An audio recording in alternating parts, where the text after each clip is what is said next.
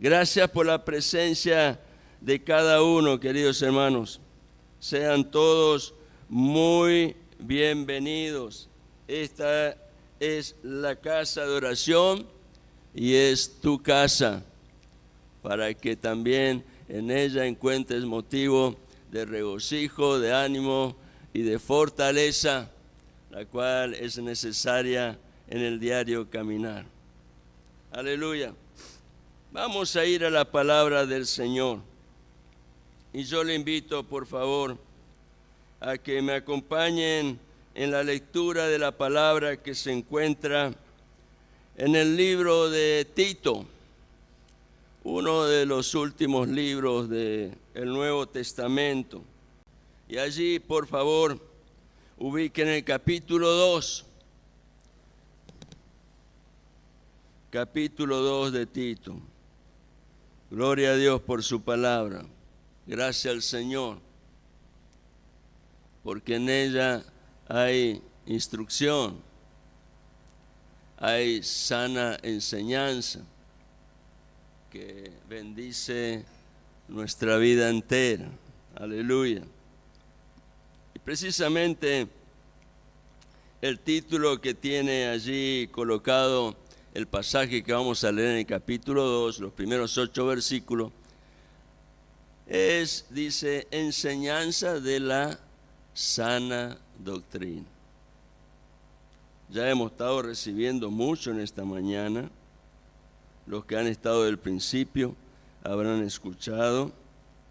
Y por si no se dieron cuenta, la persona que compartió el devocional es profesora de letra y nos dio realmente una instrucción muy importante respecto de cómo poder observar la palabra y extraer de ella toda la riqueza que hay allí. Voy a tratar de compartir, no al mismo nivel de excelencia, pero sé que en el Espíritu hay bendición a través de su palabra. Amén. Dice así la palabra del Señor. Tito capítulo 2, versículo 1. Pero tú, Pablo le está escribiendo a Tito. Tito era un joven muy comprometido con la obra de Dios. Aprendió a reconocer el valor del camino del Señor precisamente a través de la vida y testimonio de quien le está escribiendo.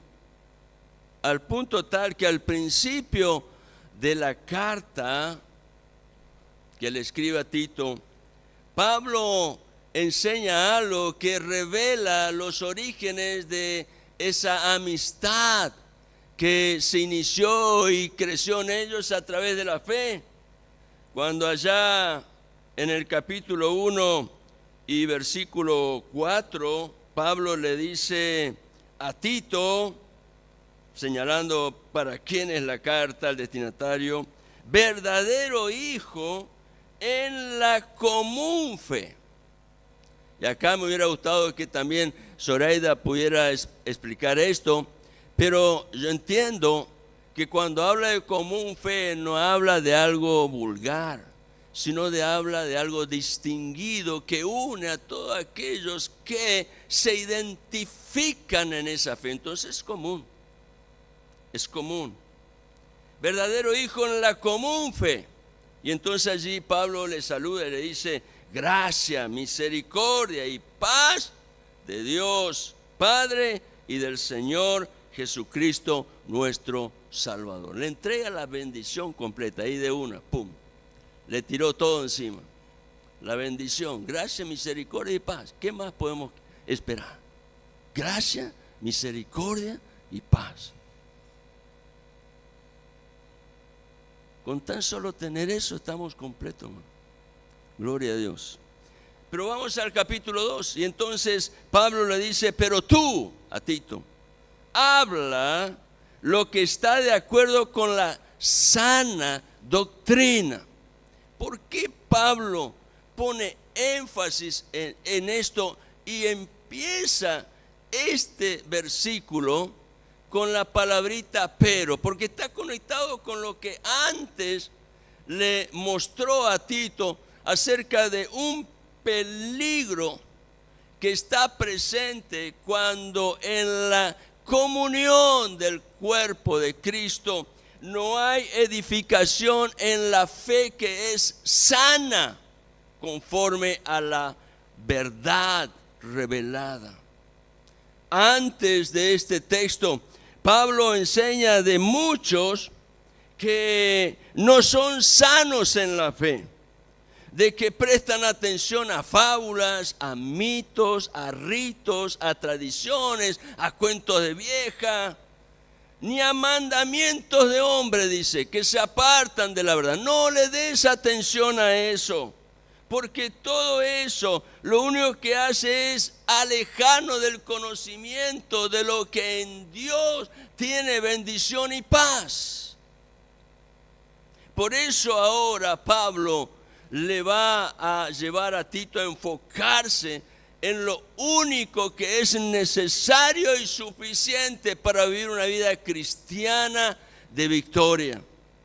La manera más eficaz de contrarrestar lo que es deficiente, lo que no es puro, lo que está torcido, lo que no conviene. La manera más eficaz de contrarrestar todo aquello que es inútil es anunciar, enseñar y vivir la verdad.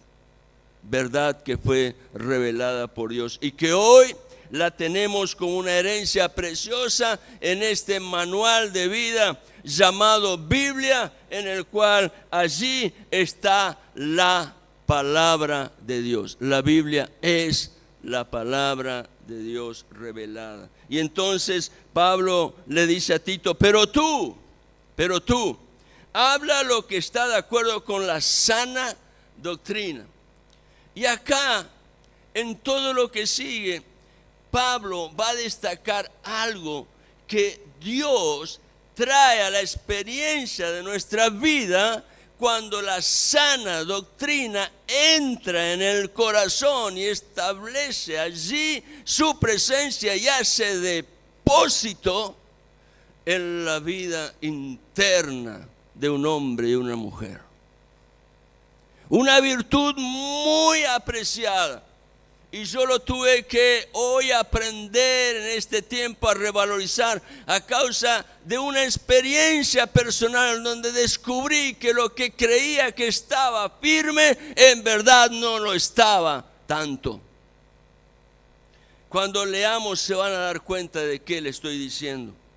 Y entonces Pablo le dice a Tito, la sana doctrina debe ser dada, debe ser anunciada, debe ser vivida. Y entonces le dice Pablo, versículo 2, que los ancianos, los que tienen ya la capacidad de liderar un lugar en donde hay un grupo que está comprometido con una obra que de parte de Dios ha sido ya instruida. Que los ancianos sean sobrios, serios, prudentes, sanos en la fe, en el amor, en la paciencia. Versículo 3. Las ancianas, no solo para los ancianos. Tito estaba encargado de una iglesia, una isla de Creta, que tenía muchos problemas a causa de todos aquellos mitos y fábulas a los cuales se les prestaba atención y mandamientos de hombre. Las ancianas, dice, asimismo, sean reverentes en su porte, no calumniadoras, no esclavas del vino, maestras del bien, que enseñan a las mujeres jóvenes a amar a sus maridos y a sus hijos, a ser prudentes, castas, cuidadosas de su casa, buenas, sujetas a sus maridos, para que la palabra de Dios no sea blasfemada. exhorta a sí mismo. Primero nombró a los ancianos, luego a las ancianas. Ahora va a incluir ¿a quién? A los jóvenes. Versículo 6. Exhorta a sí mismo a los jóvenes a que sean prudentes, presentándote tú en todo como ejemplo de buenas obras, en la enseñanza mostrando integridad, seriedad, palabra sana e irreprochable, de modo que el adversario se avergüence y no tenga nada malo que decir de vosotros. Claramente, cuando Pablo señalaba al adversario, estaba identificando al mismo diablo y Satanás y todos sus ejércitos de demonios. Que no tengan nada malo que decir de vosotros. Pablo destaca allí cualidades que deben estar de manera relevante en la vida de los ancianos. Ser sobrios, es decir, que en su conducta no haya excesos, que en todo lo que haga honren al evangelio, que sean serios, dice, es decir, responsables, que no tomen el evangelio a la ligera, y prudentes, es decir, con dominio propio, con sensatez en sus vidas. Pero para esto es necesario, le dice Pablo a Tito, que enseñes la sana doctrina, porque todas estas cualidades no vienen de forma automática con la edad. Uno piensa anciano y dice, bueno, ya vivió su vida, ya tiene todo un cúmulo de experiencia, está preparado. No. Es necesario, le dice Pablo, que enseñes la sana doctrina, ya que todas estas cosas que hacen relevante la vida de un hombre y una mujer no vienen de manera automática con la edad. Se debe incorporar practicándola. La enseñanza de la sana doctrina siempre va a dar como resultado corazones sanos. Lo dice Pablo allí, para que sean sanos en la fe, sanos en el amor, sanos en la paciencia. Corazones sanos, corazones sin dobleces, sin segunda intenciones, corazones íntegros, corazones completos en fe, completos en amor, completos en paciencia. Y entonces Pablo, para que no pase desapercibido el rol de la mujer, él dice, las ancianas deben vivir de una manera buena, siendo ejemplo para que las más jóvenes aprendan a ser prudentes, es decir, vivir con pureza, sujetas al compromiso del matrimonio que un día han establecido en sus vidas, para que la palabra no sea deshonrada. Y entonces Pablo llega también a los jóvenes y les dice que los hombres jóvenes sean también prudentes, viviendo sabiamente, en acuerdo con el testimonio de la verdad de Dios en Cristo, la cual tiene promesa de vida eterna. Y en los versículos 7 y 8, Pablo le enfatiza a Tito la importancia de su testimonio, porque el testimonio es ejemplo de buenas obras, de modo que el enemigo no tenga nada malo que decir. La palabra clave en este texto, en paralelo con el testimonio de la verdad de Dios, que tiene poder y autoridad para manifestarlo en la experiencia personal de aquel que cree, la palabra clave es prudentes. Y el título de este mensaje es: sé sabio, sé prudente. La palabra prudente viene del griego sofrón y describe al hombre cuya mente está bajo control. Es decir, que sus pensamientos, aun cuando sus emociones estén allí revolucionadas, sus pensamientos están ordenados, están sujetos a una norma en su vida que ha sido establecida a través de principios que vienen de Dios. Alguien que ha aprendido a gobernar cada instinto y pasión que son propios de la naturaleza humana, y que no son todos malos, simplemente que tienen que tener su lugar apropiado y nada más. La palabra que Pablo le entrega a Tito es que en la prudencia hay un proceso de crecimiento y de madurez espiritual, en donde sin lugar a dudas tiene un lugar relevante la sana doctrina, que debe ser enseñada y debe ser vivida. La Biblia toda y el libro de Proverbios escrito por el rey Salomón en particular, pero la Biblia en general, de principio a fin, como dice el salmista, la suma de tu palabra es verdad. La Biblia en su totalidad es sana doctrina. Y no me voy a cansar de decir de aquellos que se llenan la boca de sana doctrina. Sana doctrina no es la interpretación que hace el hombre. Sana doctrina es lo que Dios habló al corazón del hombre. Y eso es lo que tenemos que mamar. Eso es lo que tenemos que incorporar en nuestras vidas, en nuestra propia experiencia. Y ese proceso que viene a través de la palabra de la sana doctrina que es enseñada, muestra que hay una relación entre la sabiduría y la prudencia.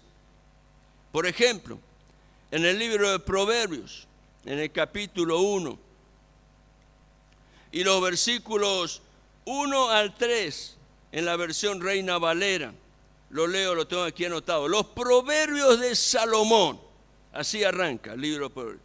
Hijo de David, rey de Israel, sin lugar a dudas, era Salomón. Hijo de David, rey de Israel. Versículo 2, para entender qué son los proverbios. Dichos cortos, sentencias breves, que hablan de una verdad que significa realmente una base fundamental para la vida diaria. Son dichos cortos, sentencias breves, que tienen sabiduría y hablan de la vida práctica. Dice, para entender sabiduría y doctrina, para conocer razones prudentes. Versículo 3, para recibir el consejo de prudencia. Primero conocer, dice, razones prudentes. Ahora dice, recibir el consejo de prudencia. ¿De dónde viene todo esto? A través de la palabra revelada, la sana doctrina, que está siendo expresada aquí en la forma de proverbios, como lo muestra Salomón en su libro. Hay aquí una relación claramente señalada entre la sabiduría y la prudencia. La sabiduría tiene que ser la base y la prudencia tiene que dar lugar al desarrollo, al crecimiento y a la madurez espiritual en esa sabiduría que es manifestada mediante la gracia de Dios. Esa relación, prudencia, sabiduría, se define como la capacidad de pensar antes de actuar. ¿Cuántos males nos evitaríamos si antes de actuar tuviéramos la decisión de pensar? Pero pensar teniendo ya incorporado una base conforme a los principios de Dios. Es la capacidad de pensar antes de actuar.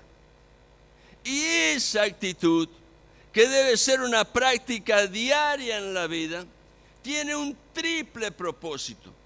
Porque en la misma experiencia estamos entendiendo el valor de la sabiduría. Estamos conociendo las razones que son prudentes por medio de la reflexión. Y estamos recibiendo el consejo de prudencia. ¿Para qué? Para que entendamos cuál es la dirección en la cual tenemos que ir. Proverbios también enseña que es gran ganancia aprender prudencia. ¿Por qué? Porque eso nos lleva a conocer las razones que tiene la sabiduría para obrar en determinadas circunstancias, y allí encontraré el consejo que me aleja de ¿qué cosa? Del engaño y de la necedad. Generalmente actuar apresurado nos lleva a actitudes que son necias. Por eso es tan importante la prudencia. En Proverbios capítulo 8, versículo 5, lo leo en la misma versión Reina Valera. Dice, Proverbios 8:5, entended, oh simples, discreción, y vosotros necios, entrad en cordura. Les habla a dos que son profundamente necesitados de la sabiduría, como muchas veces somos cada uno de nosotros, porque hemos quedado en ese nivel de simples y aún muchas veces, teniendo el testimonio de la verdad, nos negamos a recibir el consejo. Pero la Escritura señala aquí que es importante que el simple pueda entender. ¿Saben por qué? Porque el simple es fácil de engañar. ¿Y qué debe aprender el simple? Discreción, es decir, prudencia. Y los necios, ¿qué deben entender? La necesidad de entrar en el camino de la cordura. ¿Por qué le habla al necio? Porque el necio es fácil de tropezar. El simple es fácil de engañar. El necio es fácil de tropezar, aunque él no lo reconozca, aunque él lo niegue. Pero se dio con la cabeza una vez en la pared y lo vuelve a intentar y se da otra vez y sigue allí porque es necio. No se corrige, no entiende la importancia de entrar en la cordura, de aprender a ser prudentes. Discreción y cordura, eso es vivir sin altivez ni vanidad, teniendo buen juicio. Discreción y cordura son actitudes sinónimos de prudencia. La Biblia destaca que la prudencia y la sabiduría van de la mano. El mismo Salomón dice en otro pasaje del libro de Proverbios: no confíen en su propia sabiduría, sino presenten a Dios el camino, el proyecto en el cual quieren realizar el trayecto de la vida. La prudencia y la sabiduría van de la mano. El capítulo 8 de Proverbios, que recién leímos el versículo 5, hablando acerca de la necesidad del simple y del necio, es conocido como la sabiduría personificada. Es decir, que la sabiduría está presente en alguien que se distingue como tal. Indudablemente el único que se distingue como sabio no es otro sino Dios. Y la sabiduría habla en el capítulo 8 de una manera personal, personificada, mostrando el testimonio de la verdad que está en Dios. Dice el libro de Proverbios, el capítulo 8, el versículo 12, dice: yo, la sabiduría, habito con la cordura, es decir, el buen juicio. Y hallo la ciencia de los consejos, es decir, determino la dirección justa. Versículo 17. Es importante esto. Versículo 17. Préstale atención. Porque dice, sigue hablando de la sabiduría. Estoy salteando versículos. Y la sabiduría dice ahora en el versículo 17: yo amo a los que me aman, y me hallan los que temprano me buscan. Como hoy señalaba Zoraida en su devocional, David está impactado y está declarando allí ese testimonio personal en donde él realmente se admira de lo formidable y maravillosas que son sus obras. ¿Saben por qué? Porque él aprendió a amar la palabra, amar la presencia de Dios, buscar la gracia y la sabiduría que viene de él. Y entonces la sabiduría responde. Yo amo a los que me aman, y me hallan los que temprano me buscan.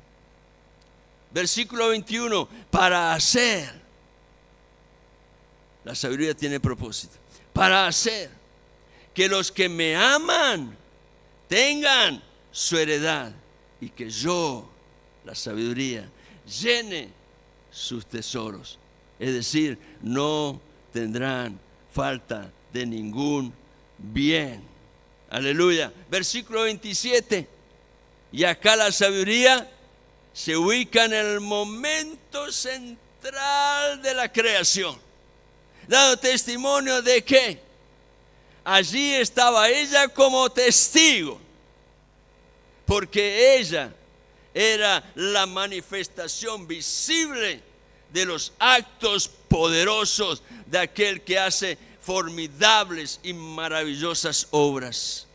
Y entonces allí en el evento de la creación, la sabiduría dice, versículo 27, cuando formaba los cielos, allí estaba yo.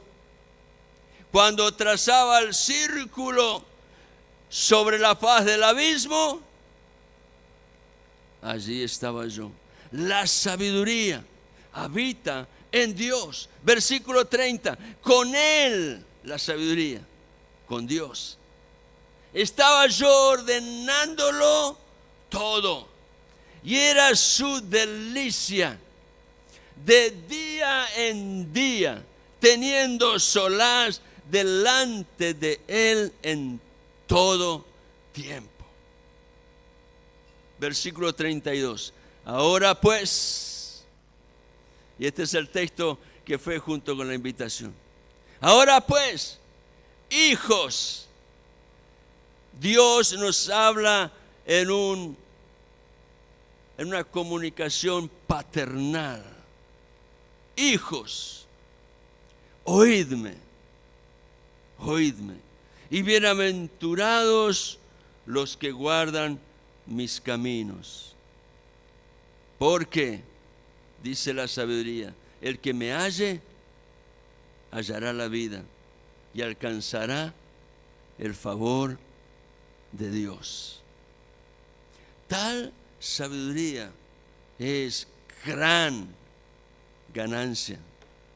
Indiscutiblemente es un tesoro. No es de los hombres, sino es un don divino que se recibe por gracia a través del Espíritu Santo, aprendiendo a amar la palabra de Dios, la cual es la llave. La palabra es la llave para acceder a ese tesoro que es tan vasto, imposible de enumerar todo lo que la gracia nos ofrece, pero allí encontramos esta virtud tan alta llamada prudencia.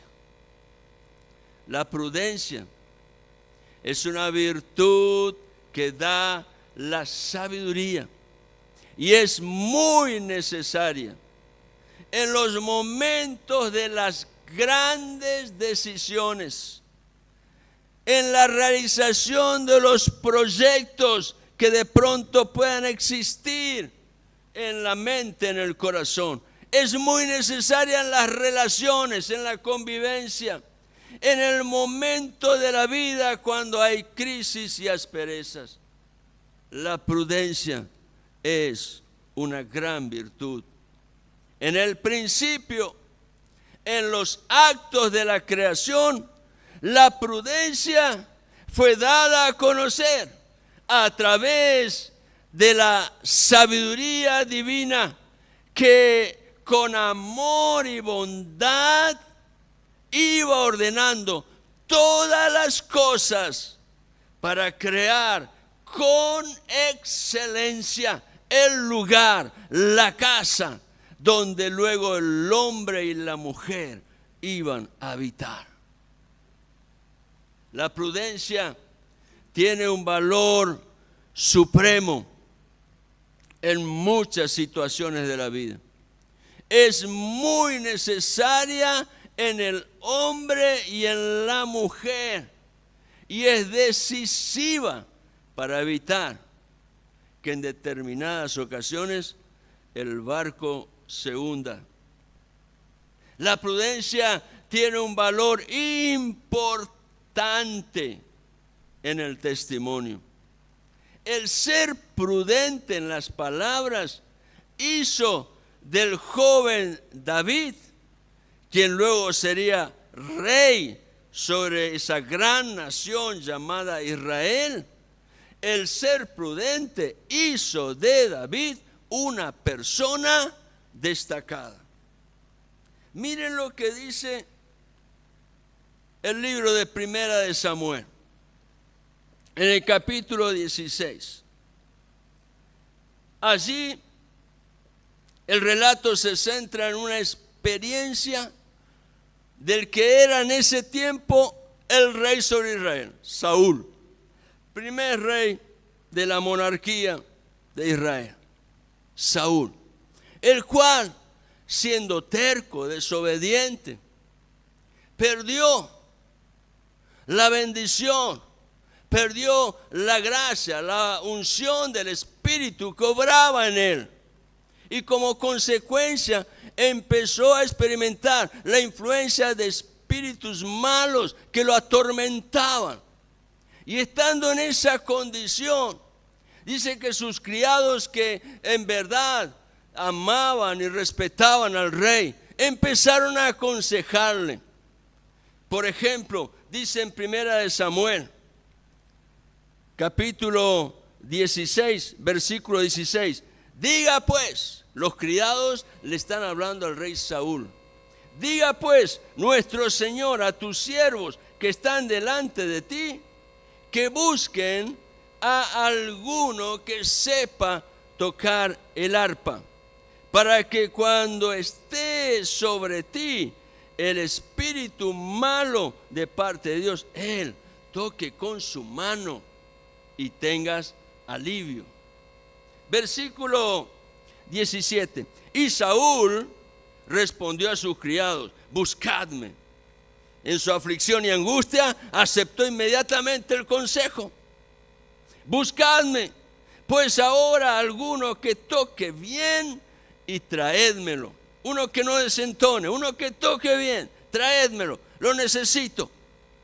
Y entonces dice, versículo 18, entonces uno de los criados respondió diciendo, he aquí, yo he visto a un hijo de Isaí de Belén, que sabe tocar, y es valiente y vigoroso, y hombre de guerra, prudente en sus palabras y hermoso, y Jehová está con él.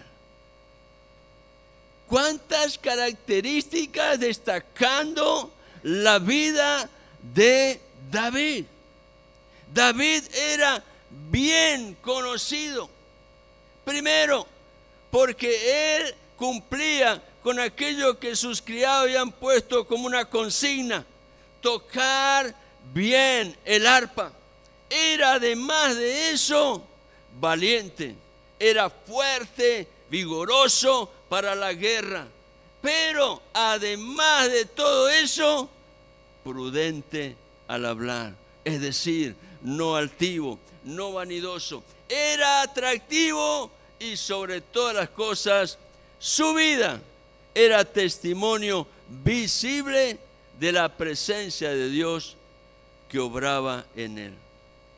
Todas estas cualidades estaban reunidas en la persona de David a causa de una razón fundamental, y es que Dios estaba con él. Por esa causa, David fue promovido para llegar al lugar que muchos pretendían en aquel tiempo: acceder al palacio, ser un instrumento de pacificación al espíritu del rey, y estando allí, dando testimonio a través de su vida, poder también alcanzar un lugar de confianza y de estima en el corazón de alguien tan importante como era el rey que gobernaba sobre todo Israel. Uno de los sinónimos de prudencia es discreción, dominio propio. David no era altivo, aunque tenía muchos méritos personales a causa de lo que Dios le había concedido alcanzar a través de sus promesas. Pero David aprendió a enfrentar un oso o un león, o aún un gigante como Goliat, con tan solo ser prudente en depender de Dios.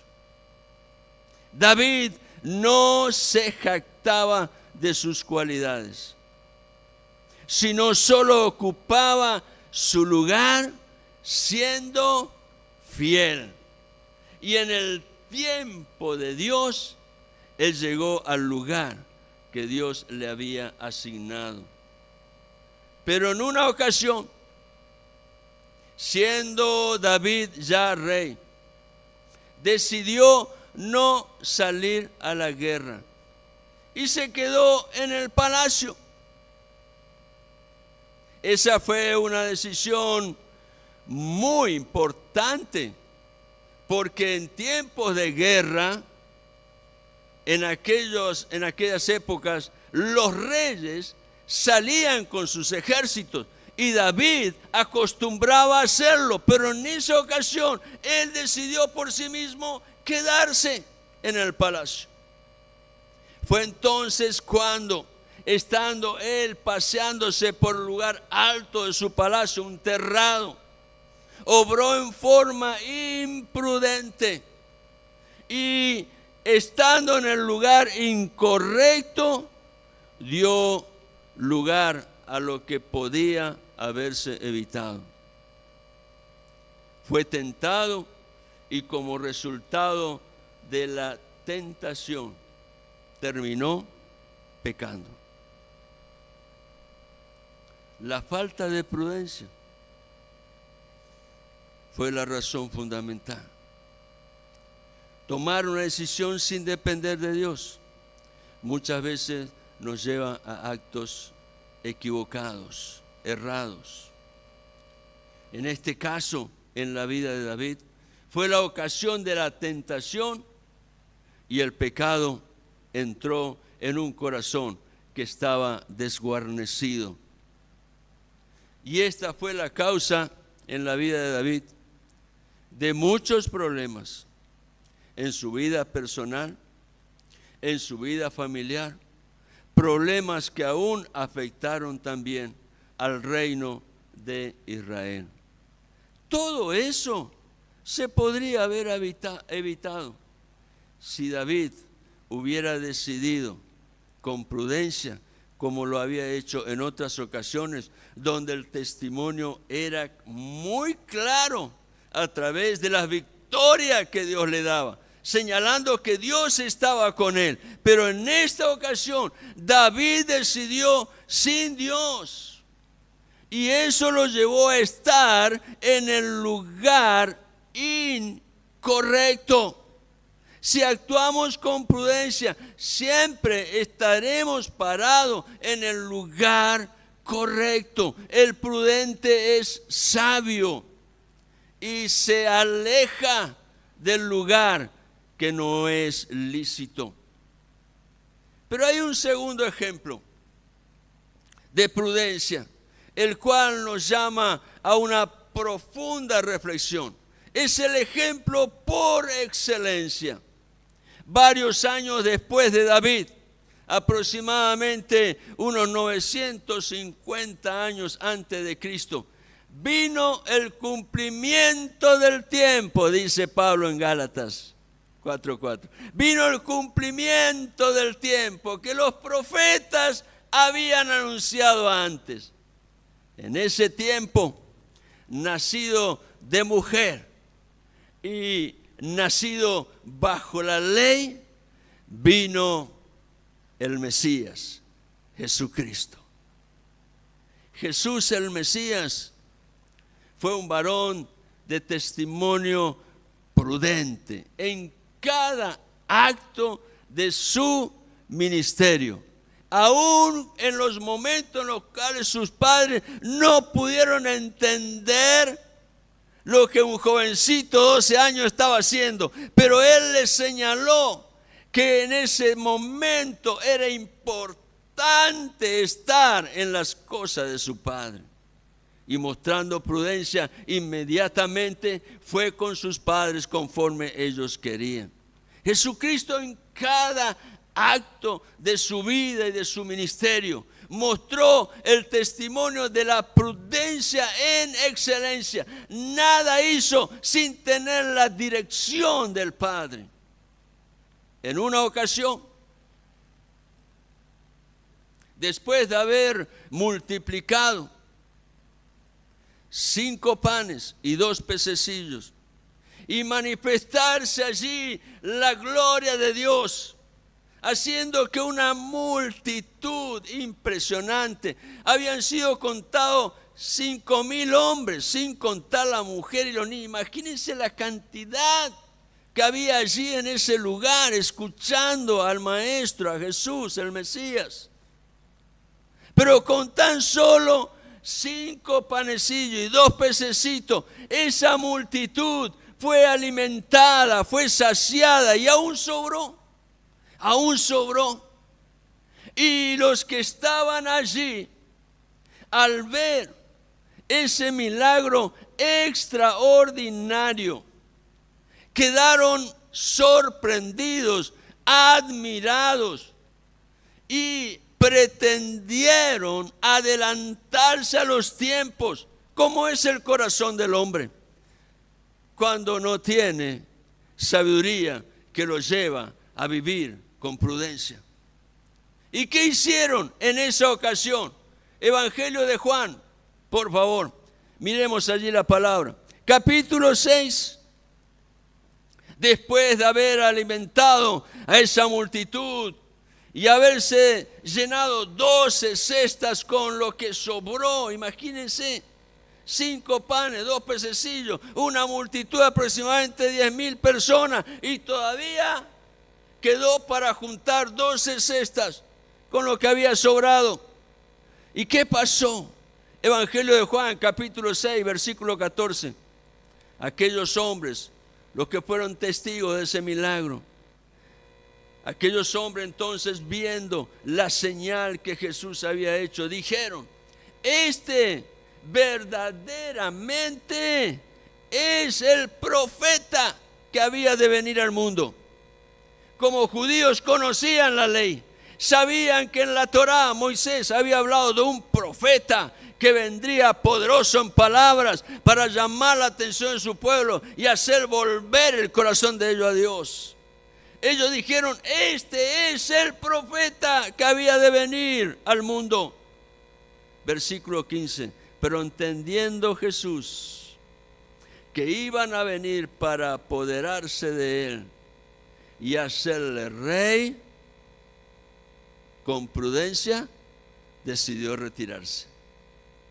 Volvió a retirarse al monte él solo.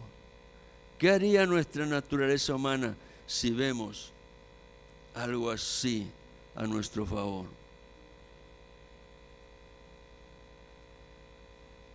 Él prefirió retirarse al monte solo. Cada acto en la vida de Jesús reflejaba la convicción de la misión que el Padre le había encomendado: ser levantado en una cruz y redimir a la raza humana. Jesucristo empezó a recorrer el camino a la cruz a la edad de 30 años. Y uno de los primeros actos de su vida, a fin de dar a conocer públicamente su ministerio, es ir y ponerse en sujeción a lo que un hombre llamado Juan el Bautista estaba haciendo en el río Jordán. Así que él fue y se acercó, diciéndole, yo vengo para que me bautice. Y Juan dice, no, un momentito, el que necesita soy yo, dice Juan. Jesucristo con prudencia le dice, reconociendo con convicción cuál era la misión de la vida que el Padre le había encomendado: es necesario que cumplamos toda justicia. Jesucristo sabía perfectamente el tiempo exacto del Padre para cada evento. En esa voluntad, Jesucristo se mantuvo inalterable, imperturbable, completamente direccionado hacia la cruz, mostrando en su diario caminar ejemplo de prudencia. Ni antes ni después. Jesucristo iba a hacer la obra que el Padre le encomendó en el tiempo exacto que Dios en su soberana y perfecta voluntad lo había establecido. Eso se llama prudencia. El prudente no busca su propia honra. El prudente sabe honrar a Dios primero. Y yo quiero contar algo para la honra de Dios, que lo viví junto a la hermana Mirta allí en el hospital de alta complejidad. Fuimos a orar por su sobrina nieta Zoe. Y cuando salimos de la sala de internación afuera, había un cuadro de desesperación, una abuela que estaba realmente afligida. Y empezamos allí a tratar de contenerla. Lo hizo Mirta con sus hermanos, con su sobrino. Pero no había forma de que la palabra cabiera en su corazón, porque un corazón afligido está completamente cerrado y aún enojado contra Dios. Así que en un momento Dios me da una palabra y le hablo directamente a los ojos y le empiezo a declarar algo que Dios había hecho en el Nuevo Testamento, con la experiencia que vivió un padre que tenía un hijo único, estaba desesperado. Y cuando este padre le dijo a Jesús, por favor, si puede hacer algo, ayúdanos, Jesús le respondió, no se trata de si puedo, se trata de si crees. Al que cree, todo le es posible. Y este padre, con sensatez, con prudencia, respondió, creo, Señor, pero ayúdame incredulidad. Eso le hablé a esta mujer, la abuela de Zoe. Y Dios me dio la gracia para ministrarle. Inmediatamente después que terminamos de orar, encontré que su rostro era otro. Porque era la presencia de Dios ministrando. Y hermano, eso que Dios hace no lo podemos callar. Tenemos que contarlo, tenemos que testificar. Todos tienen que saber lo que Dios hace. No te calles cuando Dios obra. Decláralo.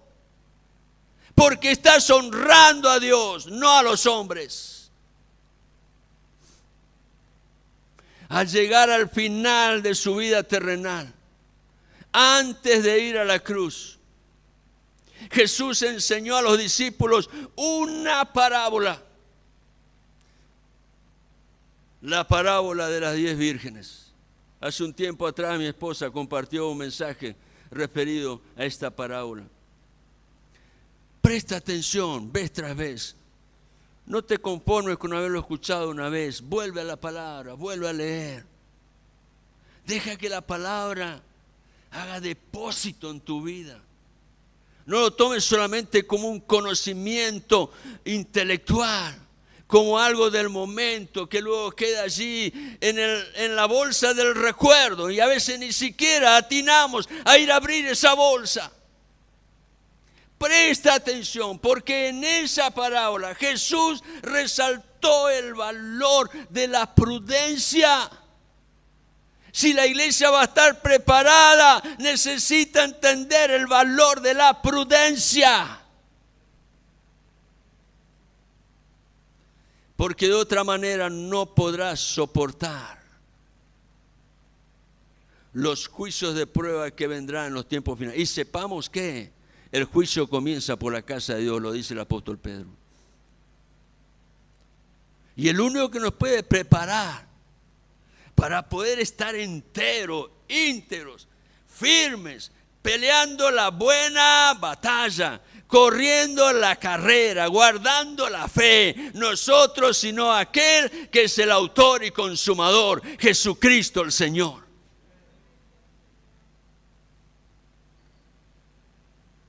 Esto es muy importante, querido hermano, porque Jesucristo está señalando que el evento de su segunda venida es una realidad que está presente porque su palabra ya lo ha profetizado.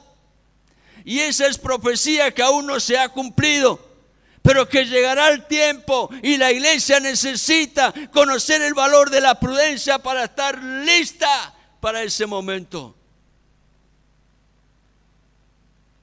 En Mateo capítulo 25, los versículos 1, 2, el 8 y el 11 y 13 los voy a leer.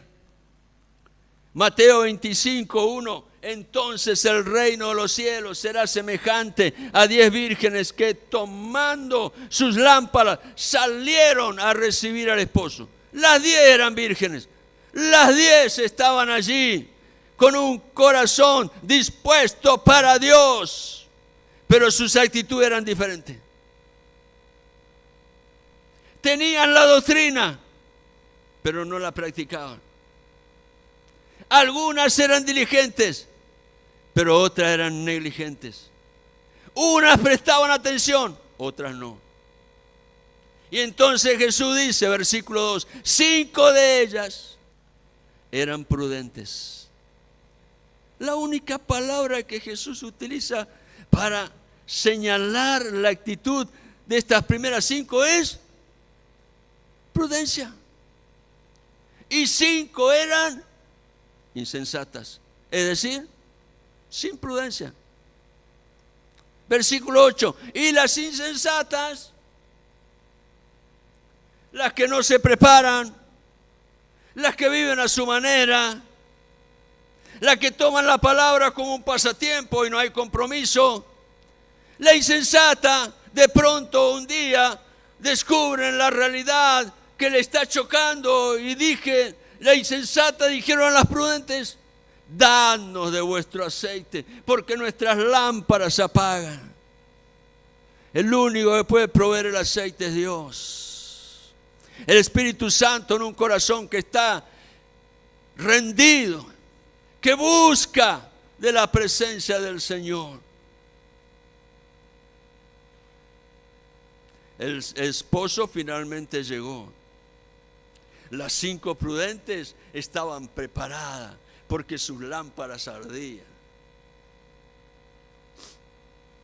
Aunque habían estado durmiendo las 10, cuando sonó la trompeta, las 5 prudentes allí estaban en pie, con sus lámparas ardiendo. Y fueron al encuentro de su Señor. Y el Señor le dijo: bien, buen siervo y fiel. Y las recibió.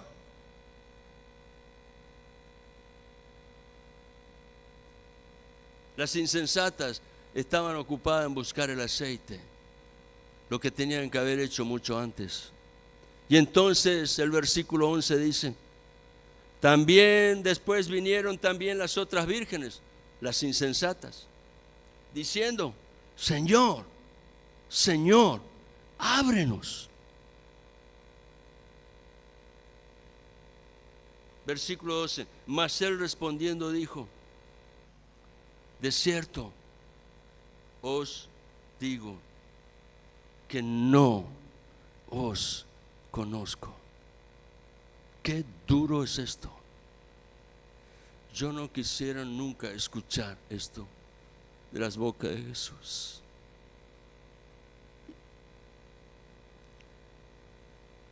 No os conozco.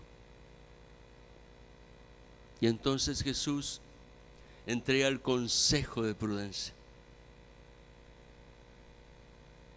Porque la palabra de Dios es trompeta que alumbra en el lugar oscuro hasta que el día esclarezca. Aleluya. Velad, versículo 13. Pues, porque no sabéis el día ni la hora en que el Hijo del Hombre ha de venir.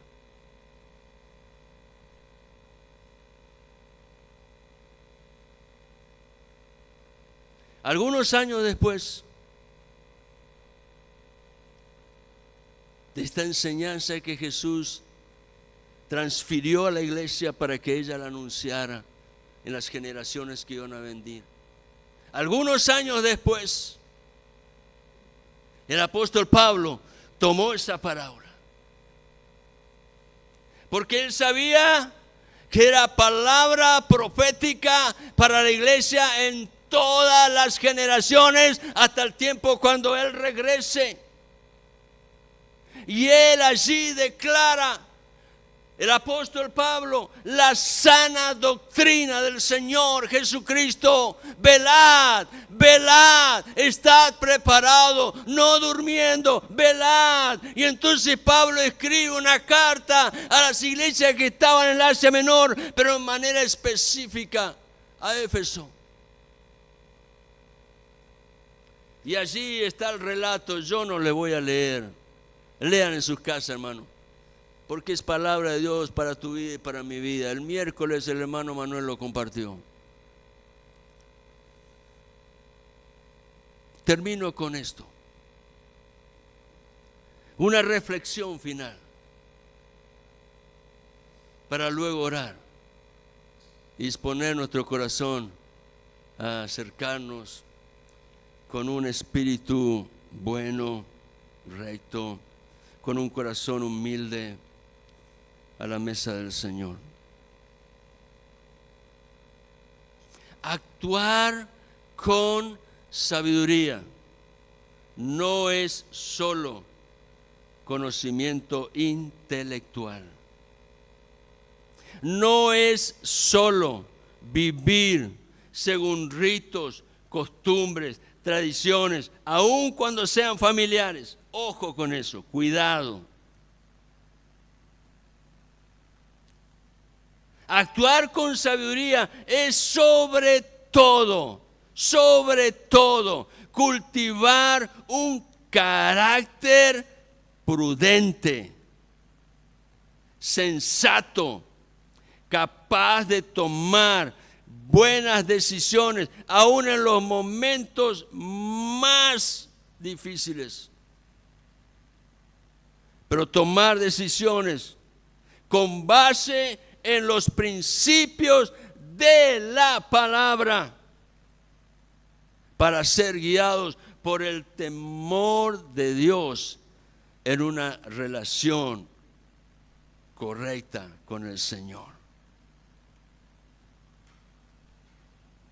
Le invito a estar en pie, querido hermano.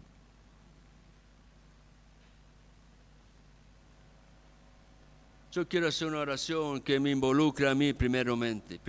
Si usted quiere acompañarme en la oración, hágalo personalmente.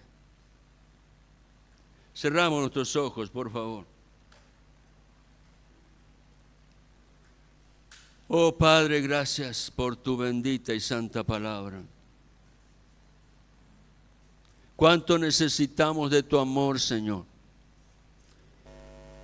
De tu maravillosa presencia que nos sana. De poder, Señor, ser sincero y honesto y decirte, perdónanos, Señor. Perdóname, Dios, por todas mis ofensas, por todas mis faltas, por mis imprudencias, por mis actitudes, Señor, beligerantes, por aquellos momentos en los cuales reacciono mostrando un carácter, Señor, fuerte. Perdóname, Dios, límpiame. Señor, te pido perdón por mi falta de prudencia. Te pido perdón por muchas veces no ser diligente en buscar y crecer en tu palabra y decidir cultivar una relación contigo en donde tú, Señor, ministres a mi corazón y mi vida entera esté, Señor, allí rendida ante tu presencia. Enséñame, oh Dios, a conocer la sabiduría y recibir, Padre, ese testimonio que proviene, Señor, a través de la sana doctrina. Asegurarlo en mi corazón, poniendo toda mi atención en eso que tu Espíritu Santo está remarcando, para que mi vida sea, Señor, alineada con tu corazón. Y de esta manera aprender a vivir conforme a la verdad que está en Cristo, a fin de no ser engañado ni confundido. Padre, te doy gracias, porque tus misericordias son nuevas cada día. Y hoy, Señor, nos acercamos a ti, teniendo confianza en ti, disponiendo todo nuestro corazón para darte a ti, Señor, el lugar que te pertenece. Toma tu lugar, Señor, en nuestras vidas y manifiéstate en tu amor. Trae, Señor, en la experiencia de cada uno de tus hijos, sendas de bendición, sendas de paz, sendas que es buena y recta, a fin de seguir hacia esa meta maravillosa que es Cristo, una esperanza viva. Aleluya. Gracias, Padre, por esta mañana. Ponemos delante de tu presencia nuestras vidas. Y, Señor, te entregamos a ti todo proyecto. Y te rogamos, Padre, que seas tú trayendo bendición y paz en cada acto de nuestra vida. Padre bueno, gracias por tu maravilloso amor. Gracias, Señor, porque tu palabra permanece fiel para siempre. Aleluya.